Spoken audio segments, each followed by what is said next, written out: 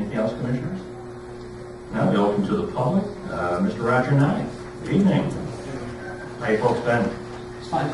Good. You just add your name and address, please. Do you want to... Members of the Commission.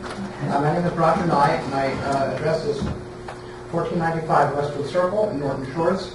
And I'd like to speak about the Sappi issue on behalf of a few members of Occupy Muskegon and Save Our Shoreline. We recently attended a presentation by the Michigan Department of Environmental Quality and Culture. And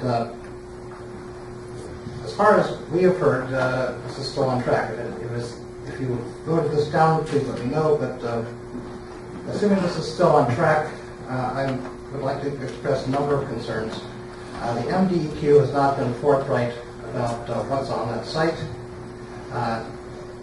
I asked Ms. Couture flat out whether Doug Milching has been testing for dioxin in these stacks, which are going to be blown up supposedly on April 27th. And the answer was, well, the person we need to ask is not here tonight. This is Heidi. Heidi never seems to be there. And also, they got a lot of information about materials on the site, but they haven't had time to organize it. They were saying the same thing 2 years ago. So I do not trust the Michigan Department of Environmental Quality. We have not been provided with any information on dioxin or PCBs in the stacks or on the site. If MDEQ has it, they're not willing to share it, obviously. The stacks are known to contain asbestos. Supposedly, measures are being taken to minimize the harm of that. I'm told that when MDEQ allowed the implosion of the Hooker chemical stacks, they said it would probably not pose a public health problem. Nevertheless, after the stacks were imploded, dioxin was found in subsequent soil sampling where there was none found before. Dioxin is a potent carcinogen. Muskegon has a high cancer rate. Muskegon has a high rate of respiratory diseases. I think these should be considered in view of any decisions concerning the Sappi demolition. The S.D. Warren and Sappi companies burned more chlorine than Hooker ever did, presumably causing formation of more dioxin residue. The stacks are deemed too toxic to mix with metal scrap salvage and will have to be disposed of separately. For any workers to work on these stacks, they have to have special respirators to protect their clothing. Now, I was present for the demolition of the power plant last fall. I brought a dust mask and I stayed upwind. The Muskegon Chronicle minimized the amount of dust that came out of this demolition in their reporting.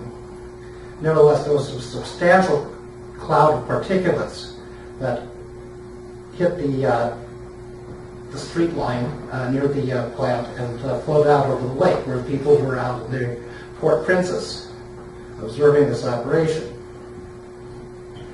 Now, we did not have any firm word that there was asbestos in that building. We do know there is asbestos in the stacks, and for reasons I've mentioned, we have reason to fear that there is dioxin and PCBs in the stacks.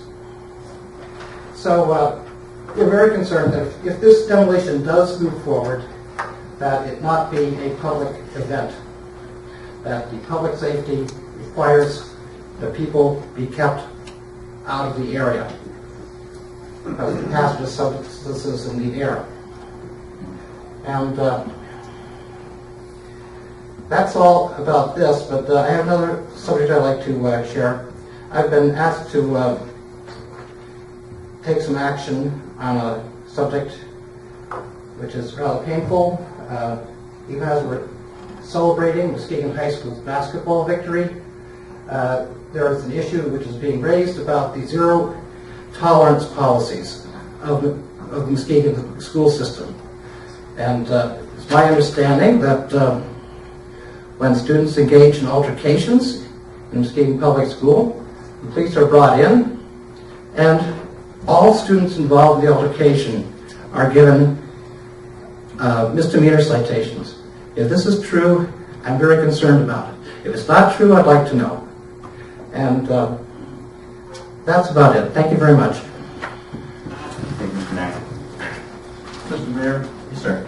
we don't always respond, or maybe we shouldn't respond, but I attended that meeting also, as did Kathy, and I want to tell you that I came away from that meeting with a lot of confidence from the MDEQ. And it's easy to say we don't trust this person, we don't trust that person, but they're covering the bases. And I firmly believe that they're not going to let something happen that's going to cause harm to our community. Their goal is for remediation, for redevelopment.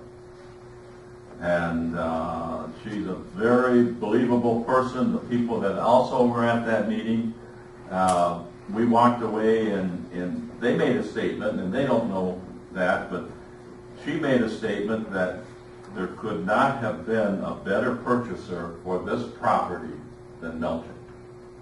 And I think we're very fortunate in that. And that's a huge piece of property, and if we want to keep on putting up roadblocks, I read about the dioxins from your comments, and I went and looked it up on the web, and there were more pollutants in the air when the Sappi mill was running than there is now. Dioxins, when in 100% given to laboratory animals, they'll come down with some type of an illness. The illness in a human being won't appear for at least 20 years. And we just can't stop and put up roadblocks. We need to rebuild this city, and we need to offer these kinds of properties for further usage. We just can't let them sit there. We just can't let rubble sit there. And they've been hauling things out of there all this past week since the weather broke. And I feel very confident that nothing to hurt our community is going to happen with these organizations looking after it. Thank you. And if demolition continues as scheduled, it will not be a public. That has been determined.